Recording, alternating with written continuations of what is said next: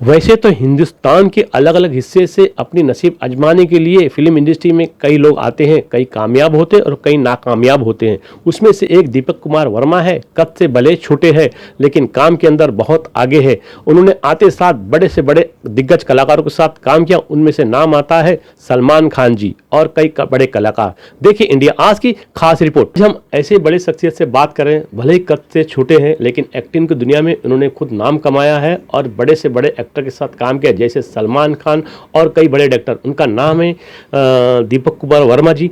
दीपक कुमार वर्मा जी, मैं ये पूछना चाहूँगा अपने इंडिया आज के देखने वालों को के लिए, आप इंडस्ट्री में आपको शौक कब से जागा और आप इंडस्ट्री में कैसे आए और आपने कौन सी फिल्म में काम की और कौन से एक्टर के साथ आपको काम करने में ज़्यादा मज़ा आया?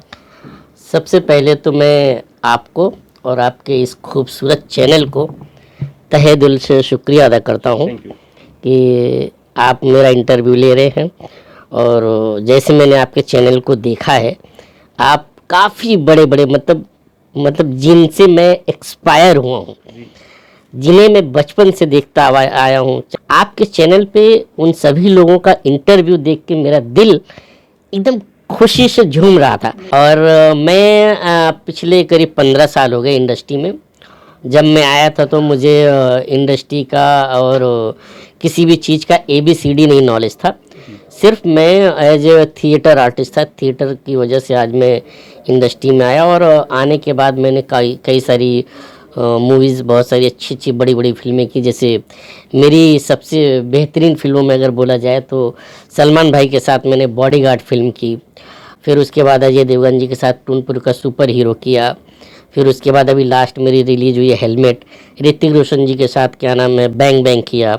डिशुम क्या नाम अपना जॉन इब्राहिम और वरुण धवन जी के साथ किया। अभी मेरी एक फिल्म रिलीज़ होने वाली है बहुत जल्द दर्शकों के बीच में, जिसका नाम है 3 सयाने। तो मैं जब इंडस्ट्री में आया सर, तो काफ़ी चीज़ें मुझे कुछ मतलब नॉलेज नहीं था।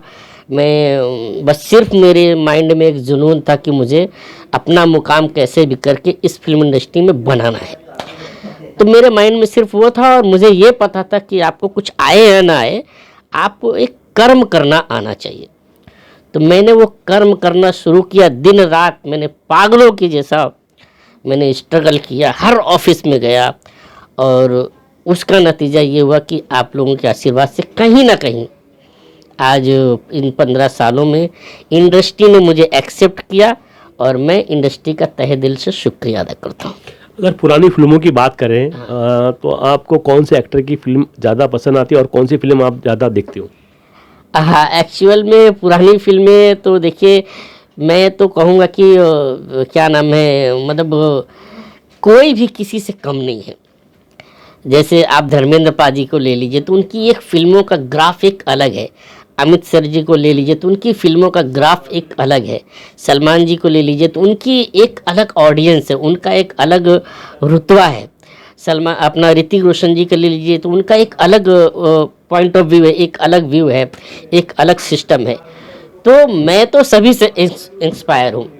आप क्या नाम है गोविंदा जी का ले लीजिए तो गोविंदा जी मतलब एकदम सदाबहार खुशनुमा उनकी फिल्में रहती हैं, तो हमेशा देख करके मज़ा आता है। दीपक जी, ये बताइए कि आपने तो सब एक्टरों का नाम लिया, अगर पुरानी फिल्मों में किसी एक्टर की बात करो तो दिलीप कुमार साहब के बारे में आप क्या कहेंगे?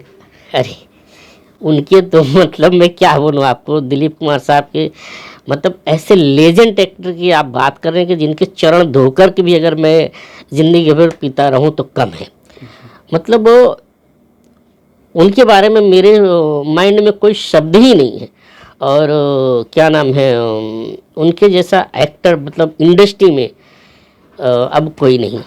दीपक जी, ये तो हीरो की बात हुई। अगर पुरानी हीरोइन की बात करें, साधना जी है, मुमताज़ जी है, हेमा जी है, तो आपने उनकी कौन सी फिल्में देखी, वो फिल्म के नाम बताएं और कौन सी हीरोइन आपके ज़्यादा करीब है? देखिए क्या है कि मैंने चाहे साधना जी हैं चाहे मुमताज़ जी हैं, मैंने फिल्में तो बहुत सारी देखी, सभी की देखी। और जो पहले मतलब इन लोगों की जो एक्टिंग या जो भी चीज़ें मतलब पर्दे पे आती थी वो नेचुरल लगती थी, तो वो हर ऑडियंस के दिल में पहले भी बसी हुई थी, आज भी बसी और हमेशा बसी रहेंगी। जैसे कि ओल्ड इज़ गोल्ड।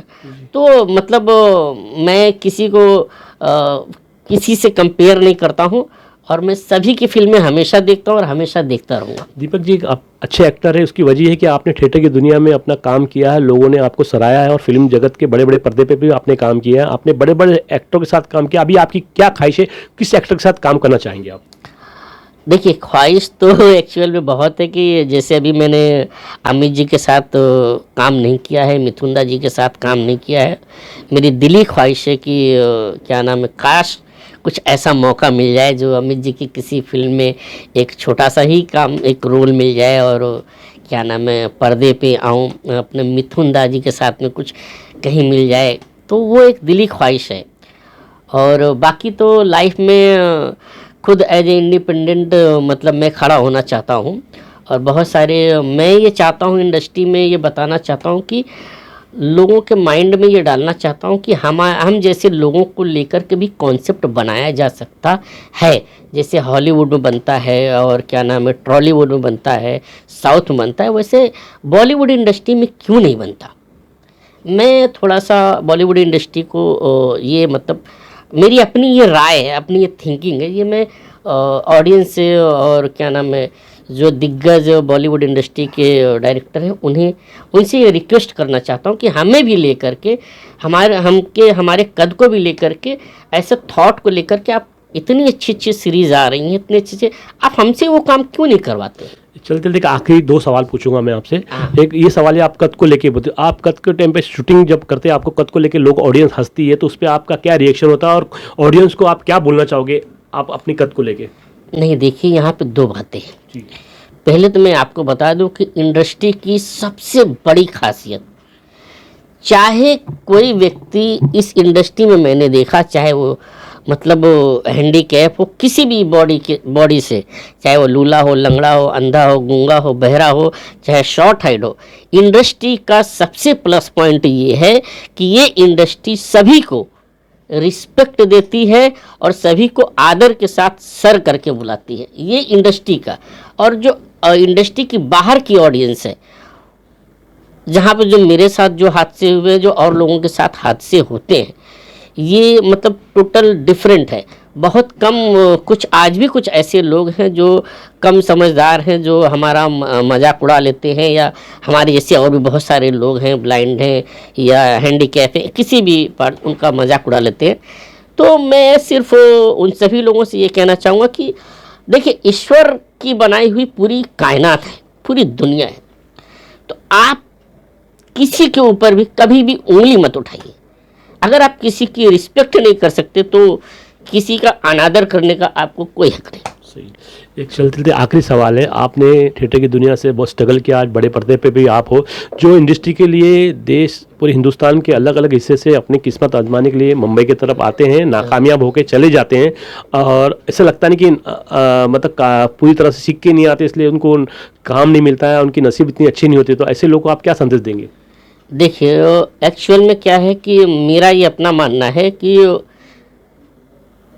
कोई भी व्यक्ति अगर सही ढंग से और सही तरीके से अगर वर्क करता है और अपने एक जो उसका थॉट है, जो उसका इल्म है, अगर उसको वो सही ढंग से सही तरीके से चलता है, तो वो उस इल्म को 2 साल में, 3 साल में, 4 साल में, 5 साल में, 10 साल लग जाए, लेकिन वो पाता ज़रूर है।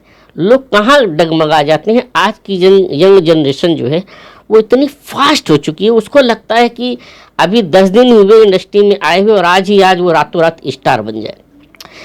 तो ये एक बहुत बड़ा जो है क्या नाम है मिस पॉइंट है कि लोगों को सही ढंग से अपने ऊपर वर्क करना चाहिए, अपने साथ जो है अपने आप को डेवलपमेंट करना चाहिए और एक सही समय का इंतज़ार करना चाहिए, अगर इस इंडस्ट्री में वाकई आपको इस्टेब्लिश्ड होना है तो। दीपक जी ने बहुत अच्छा सुझाव दिया और जो इंडस्ट्री की तरफ आने वाले के लिए, कहा जाता देर है अंधेर नहीं है और सब्र का फल बहुत मीठा होता है। एक मिसाल के तौर पे दीपक जी है और मेहनत करके अपने पैरों पे खड़े होकर आगे बढ़े और हम इंडिया आज की पूरी टीम की तरफ से इनकी दुआएं देते हैं ढेर सारी कि आप जितने आगे बढ़े और मालिक को और ऊपर आगे तक लेके जाए। मैं इंडिया आज के लिए सलाम का जी।